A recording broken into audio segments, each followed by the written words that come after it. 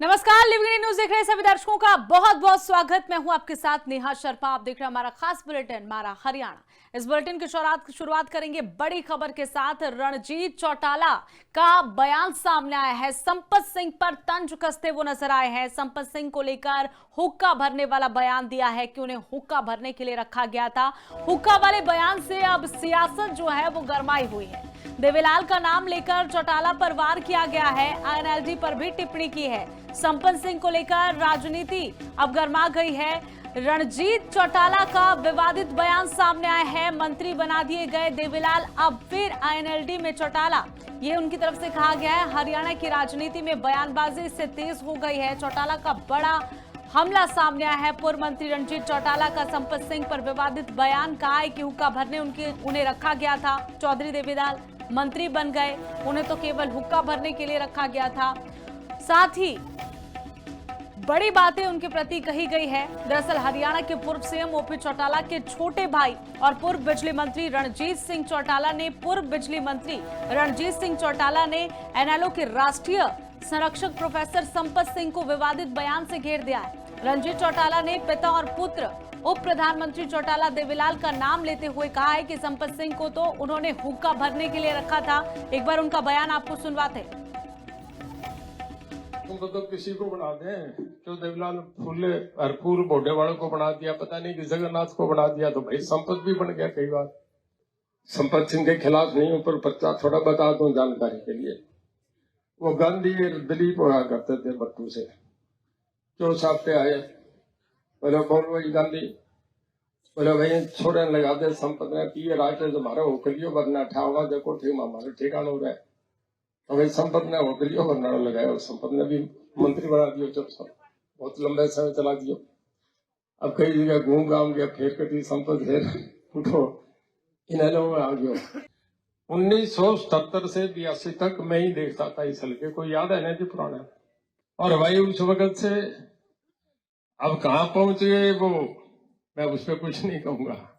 एक महम कांड ने सारा इतिहास बदल दिया। परिवार में झगड़ा तो था, आज भी है तब भी है। मेरे और ओम प्रकाश जी में थोड़ा आपस में था कि कौन मुख्यमंत्री बने। रणजीत सिंह बने कि ओम प्रकाश बने, वो बड़े थे, हो गया फैसला, परिवार का फैसला था।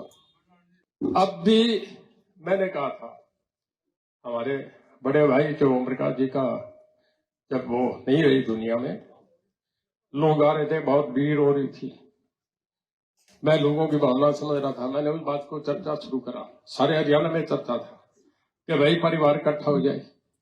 सबसे पहले मैंने शुरू करा भाई इकट्ठे हो जाओ, लोगों की भावना है। किसने क्या कहा वो आपने सब सुन लिया, मैं उसमें कुछ नहीं कहूंगा। भाई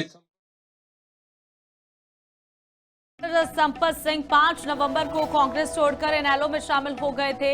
एनएलओ की राष्ट्रीय अध्यक्ष अभय चौटाला ने उसी दिन उन्हें राष्ट्रीय संरक्षक का पद सौंप दिया था। अब कई सारी बयानबाजियां उनको लेकर हो रही है। चर्चाएं राजनीति में तेज हो गई है।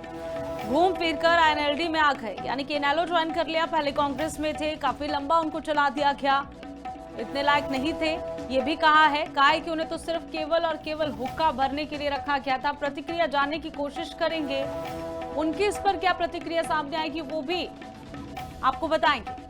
तो घूम फिरकर आईएनएलडी का दामन थाम लिया गया, ये कहा गया है। संपत को काफी लंबा चला लिया गया। रणजीत चौटाला ने ये विवादित बयान दिया, इसको लेकर राजनीति कहीं ना कहीं गर्मा गई।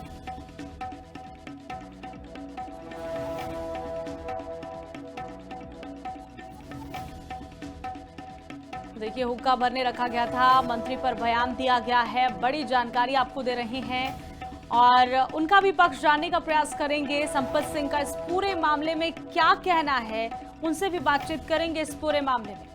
तो फतेहाबाद से ये बड़ी जानकारी आपको दे रहे हैं। देखिए, एक कार्यक्रम को संबोधित कर रहे थे चौटाला और उनकी तरफ से ये कहा गया है कि उन्हें केवल और केवल हुक्का भरने के लिए रखा गया था। इस पर अब कहीं ना कहीं सियासत जो है वो काफी ज्यादा गरमाई हुई है, हलचल तेज है। संपत सिंह के बयान का इंतजार रहेगा।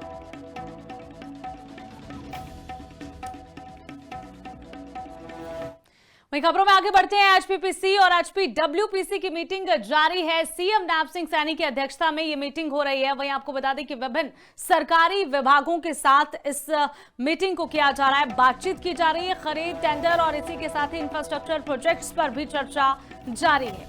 पूरी जानकारी आपको देते हैं। हरियाणा पावर परचेज सेंटर और हाई पावर परचेज कमेटी की जो बैठक है वो हो रही है। कई मायनों में ये बैठक खास है। ऐसे में कई बड़े अधिकारी इस मीटिंग में जुड़े हैं। सीएम नैब सिंह सैनी की अध्यक्षता में मीटिंग हो रही है। एचपीपीसी और एचपीडब्ल्यूपीसी की मीटिंग, विभिन्न सरकारी विभागों को दिशा निर्देश दिए जा रहे हैं, उनसे बातचीत की जा रही है। तो आपको बता दें कि हाई पावर परचेज कमेटी की बैठक है। खरीद, टेंडर और इंफ्रास्ट्रक्चर प्रोजेक्ट्स पर चर्चा हो रही है। मीटिंग अभी भी जारी है। कुछ देर पहले मीटिंग शुरू हुई थी, अभी भी मीटिंग जारी है।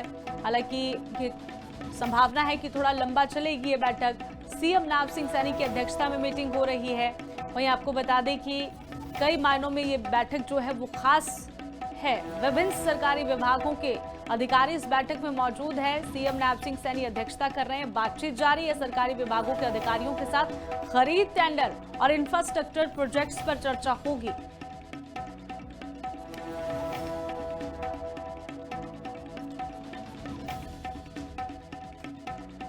तो विभिन्न सरकारी विभागों के साथ बातचीत जारी है। बैठक अभी भी हो रही है। इसको लेकर जानकारी भी लेंगे। सीएम नैब सिंह सैनी की अध्यक्षता में बैठक हो रही है।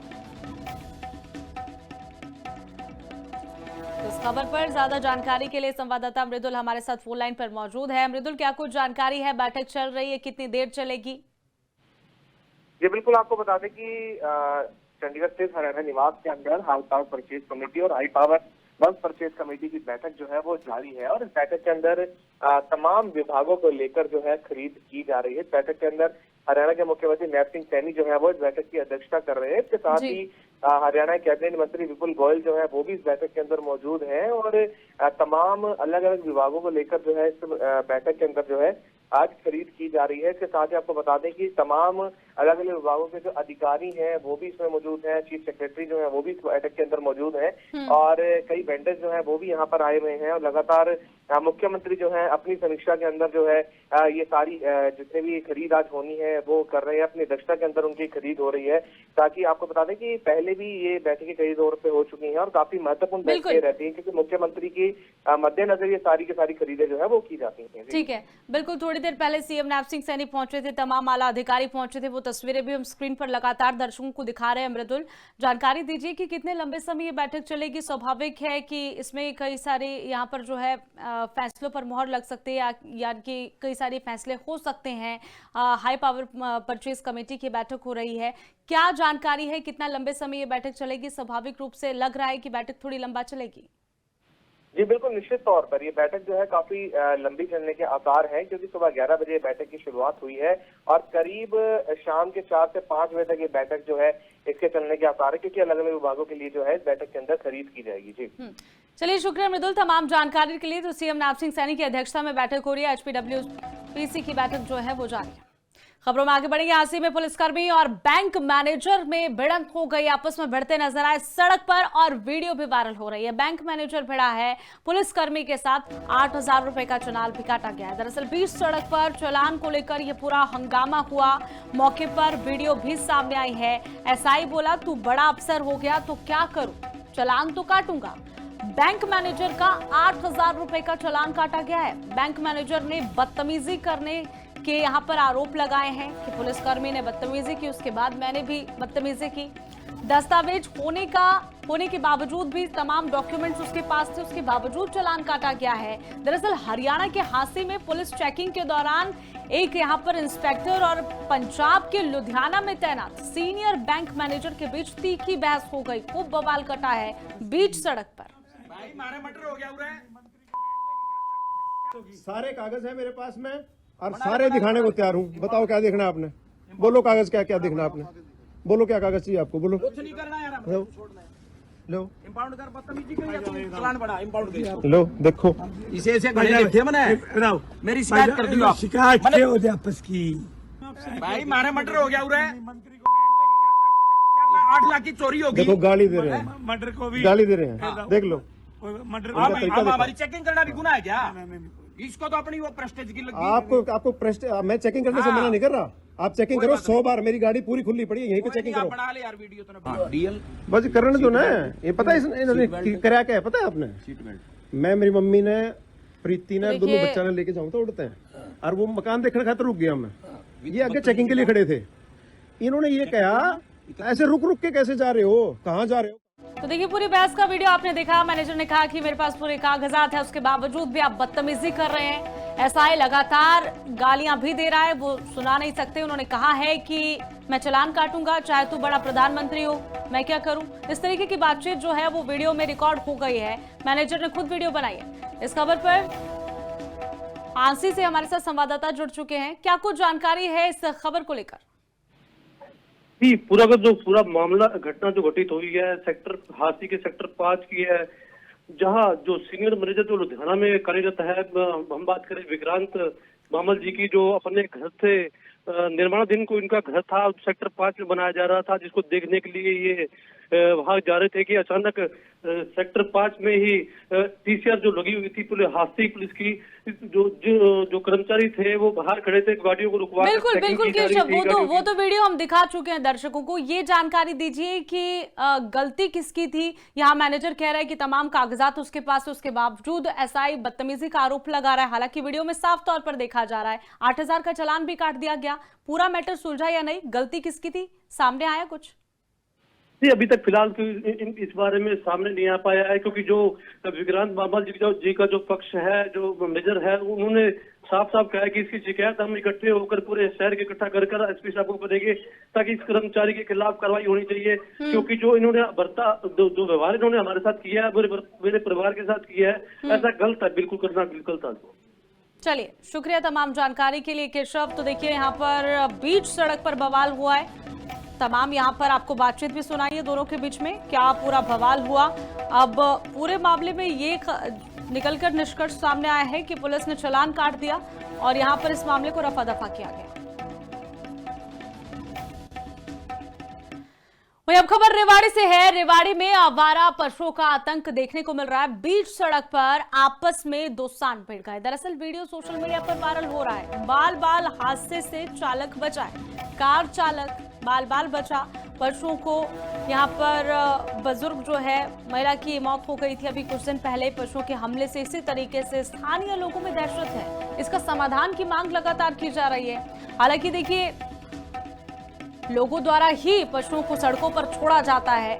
आप किसी भी सड़क पर चले जाइए भारत में, हर जगह आपको पशु नजर आते हैं। गलत बात है, कई बार समझाया गया, लेकिन फिर भी कुछ ग्रामीण जो है वो अपने पशुओं को इस तरीके से, जब उनसे कुछ मिल नहीं पाता है तो उन्हें बेसहारा छोड़ देते हैं। बाद में खामियाजा भी इंसानों को ही भुगतना पड़ता है। ये तस्वीरें आप देखिए। ये मामला ये है कि आज दोपहर दो सांड रेवाड़ी बावल रोड पर बहुत बुरी तरह से लड़ पड़े, जिससे कोई ना कोई हादसा होने का खतरा हमेशा आए दिन होता रहता है। और शाम को 5 से 6 बजे, 9 से 10 बजे तक तो इस रोड पर इतना ज़्यादा ट्रैफिक रहता है कि मतलब क्रॉस करना ही मुश्किल रहता है। तो प्रशासन और डीसी साहब से कहना चाहूँगा कि अनुरोध है कि इनको मतलब जितने भी आवारा पशु हैं इनको गौशाला में भेजने का कष्ट करें, ताकि हादसों से बचा जा सके। तो चलिए अब खबर पानीपत से है। पानीपत में दर्दनाक सड़क हादसा पेश आया है। 3 बाइक सवारों को अज्ञात वाहन ने टक्कर मार दी। मौके पर ही 3 नौजवानों की मौत हो गई। दर्दनाक मौत हुई है। अभय सिंह, मुकेश पटेल और सौरभ की मौत हुई है। नाम सामने आ गए हैं। गांव बलाना की फैक्ट्री में काम करते थे तीनों ही दोस्त। सौरभ मूलतः कानपुर का रहने वाला था, वहीं मुकेश और अभय झांसी के रहने वाले बताए जा रहे हैं। यहाँ पर एक फैक्ट्री में वो काम करते थे। मौके पर पुलिस पहुंची। तीनों के शवों को कब्जे में लेकर पानीपत के सामान्य अस्पताल में शवगृह में रखवा दिया गया है। पोस्टमार्टम करवाया जाएगा, फिर परिवार वालों को सौंप दिया जाएगा। बड़ी जानकारी है, दर्दनाक खबर ये सामने आई है पानीपत से। 3 बाइक सवारों की दर्दनाक मौत हो गई है। तीनों युवकों ने सड़क पर ही दम तोड़ दिया। गांव बलाना की फैक्ट्री में तीनों काम करते थे। मैं आपको बता दें कि बाइक पर थे और पीछे से आ रही एक गाड़ी ने इन्हें कुचल दिया, जिससे तीनों की दर्दनाक मौत हो गई।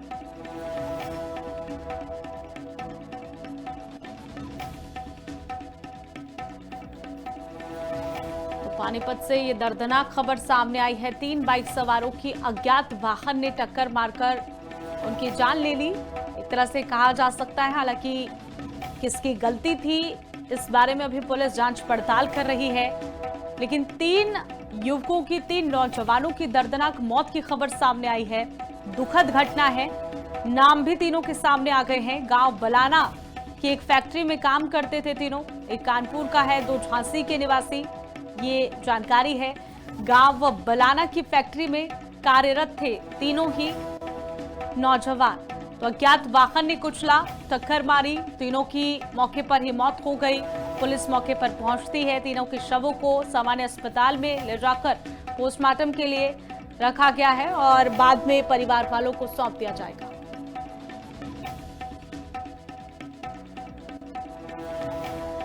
अब खबर पिहोवा से है। पिहोवा में भयंकर आग लग गई। वार्ड 4 में यहां पर मोबाइल टावर के जनरेटर में आग लग गई। दमकल विभाग के कर्मचारियों ने आग पर काबू पा लिया है। टावर पर कोई भी यहां पर सिक्योरिटी गार्ड कर्मचारी नहीं था, नहीं तो हादसा टल सकता था, लेकिन सिक्योरिटी गार्ड ही नहीं था।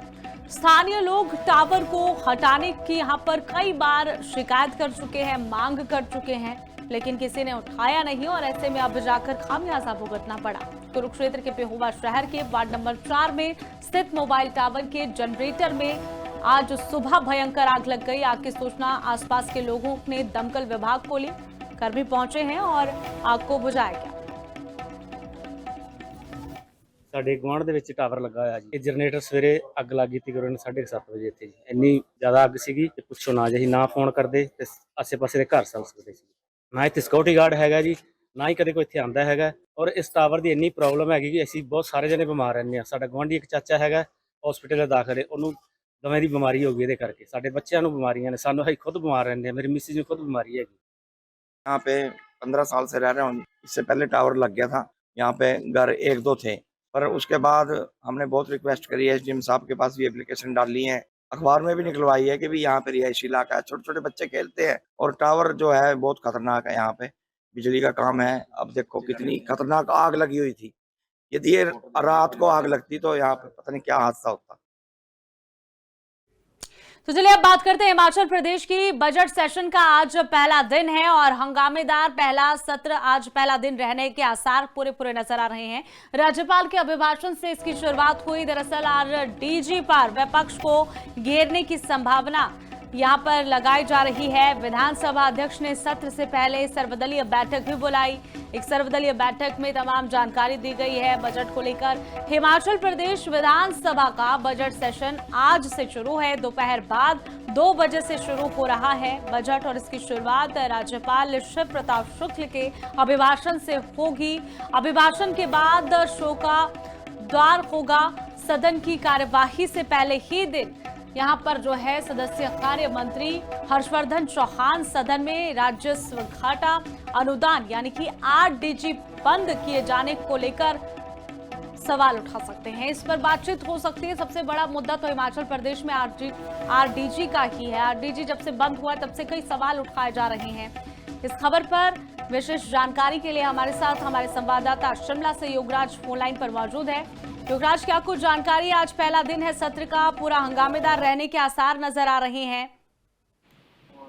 जी हाँ, बिल्कुल पहला दिन सदन की कार्रवाई का रहेगा और हंगामे के आसार पहले दिन ही बने हैं, क्योंकि आरडीजी को लेकर यहाँ पर सत्ता पक्ष की तरफ से नियम 62 के तहत चर्चा के लिए प्रस्ताव सदन में लाया जाएगा, जिसमें विपक्ष को घेरने की पूरी रणनीति सरकार की तरफ से बनाई गई है। क्योंकि सीधे तौर पर आरडीजी बंद होने को लेकर केंद्र सरकार और हिमाचल प्रदेश के जो भाजपा नेता हैं उनको जिम्मेदार ठहराया जा रहा है। ऐसे में कहीं न कहीं सदन के भीतर भी ये तथ्य जो है वो देखने को मिल सकती है। राज्यपाल के अभिभाषण से सदन की कार्रवाई की शुरुआत होगी। हालांकि 3 दिन का पहले चरण में बजट सत्र रहेगा। उसके बाद अभी डेट निर्धारित नहीं है कि कितने दिन का बजट रहने वाला है बजट सत्र। पर कयास क्या लगाए जा रहे हैं योगराज? कयास क्या लगाए जा रहे हैं कि लंबा चलेगा इस बार का हिमाचल का बजट सेशन? देखिए, क्योंकि जिस तरह से आरडीजी बंद हुई है इसको लेकर सरकार असमंजस की स्थिति में है अभी तक, क्योंकि बजट की डेट तक निर्धारित नहीं कर पाई है सरकार की कब बजट पेश किया जाना है। तो ऐसे में कहीं ना कहीं उलझन में सरकार है। 3 दिन ही जो है वो पहले, क्योंकि आरडीजी को लेकर मुख्य तौर पर सरकार चाहती है कि चर्चा हो और केंद्र पर दबाव बनाया जाए, एक प्रस्ताव जो है वो केंद्र को भेजा जाए ताकि आरडीजी बहाल हो। उसके आधार पर जो है सरकार चाह रही है कि आगामी जो बजट है वो हिमाचल प्रदेश सरकार बनाए, जिस तरह का बजट रहने वाला है। अगर आरडीजी ग्रांट नहीं मिलती है, बहाल नहीं होती है, तो बजट पर सीधे तौर पर प्रभाव पड़ेगा। तो ऐसे में जो आगामी डेट्स हैं, क्योंकि 3 दिन का पहले चरण में है, उसके बाद मार्च में जो है वो सदन फिर से लगेगा, उसकी डेट फिलहाल निर्धारित नहीं है। तो ऐसे में सरकार चाह रही है कि आरडीजी को लेकर केंद्र सरकार की तरफ से कोई आश्वासन मिले तो सरकार उस तरह से बजट बनाए और आगामी जो बैठकें हैं वो भी निर्धारित हो सके। तो फिलहाल असमंजस की स्थिति है। अब देखना होगा कि क्या कुछ आरडीजी को लेकर जो है विपक्ष और विपक्ष के बीच में जो है अंदर गतिरोध किस तरह का रहता है, क्या सहमति बनती है या नहीं बनती है, ये चीजें देखने लायक होगी। जी, राज्यपाल के अभिभाषण पर कहीं ना कहीं विपक्ष अड़ भी सकता है। हमेशा से परंपरा रही है एक तरह से योगराज, देखा जाता है कि हमेशा से हंगामेदार हो जाता है सत्र, बातचीत भी नहीं हो पाती है पूरे तरीके से। आज हंगामे का आसार नजर आ रहा है, पहला दिन है आज। हाँ बिल्कुल, क्योंकि 1 साल जो सरकार का ये रहा है, हालांकि बीजेपी तो कह रही है कि पिछले 3 सालों से हिमाचल प्रदेश में विकास कार्य ठप पड़े हैं। सरकार का दावा है कि विकास कार्य किए जा रहे हैं। ऐसे में जो 1 साल का लेखा जोखा है वो राज्यपाल के माध्यम से, अभिभाषण के माध्यम से सदन के भीतर रखा जाएगा। क्या उसमें आंकड़े निकल कर आते हैं, क्योंकि विपक्ष का साफ तौर पर कहना है कि पिछले 3 सालों में विकास कार्य ठप हिमाचल प्रदेश में। जो बीजेपी की जो काम किए हुए हैं उनको ही आगे बढ़ाया जा रहा है। कुछ एक तो जिस तरह से संस्थानों को बंद किया जा रहा है उसको लेकर भी साफ तौर पर यहाँ पर विपक्ष का निशाने पर जो है सरकार रहती है। 2000 के आसपास जो संस्थान है उनको बंद किया गया। तो ऐसे में तो खुद सरकार पर कहीं न कहीं विपक्ष हमलावर रहेगा और जो दस्तावेज सदन के भीतर आज राज्यपाल के अभिभाषण के माध्यम से रखा जाएगा उसमें क्या आंकड़े निकलते हैं। योगराज, ऑल पार्टी मीटिंग में बीजेपी पहले भी कह चुकी है कि आरडीजी जो है यहाँ पर परमानेंट नहीं किया गया था, ये 17 राज्यों में बंद हुआ था। आरडीजी का मुद्दा जो है वो सबसे बड़ा है, क्योंकि देखिए यहाँ पर लगातार जो है पार्टी की तरफ से विपक्ष को भी साथ आने की बात पहले भी हो चुकी है कि आप हमारे साथ आए। इस बार सेशन में मांग उठ सकती है इस तरीके की? जी हाँ बिल्कुल, क्योंकि सरकार की कोशिश है कि विपक्ष को भी साथ लेकर केंद्र सरकार पर दबाव बनाया जाए। एक प्रस्ताव जो है सदन के भीतर सर्वसम्मति से पारित किया जाए जिसमें आरडीजी बहाल करने की मांग जो है की जाए ताकि केंद्र सरकार पर दबाव बने।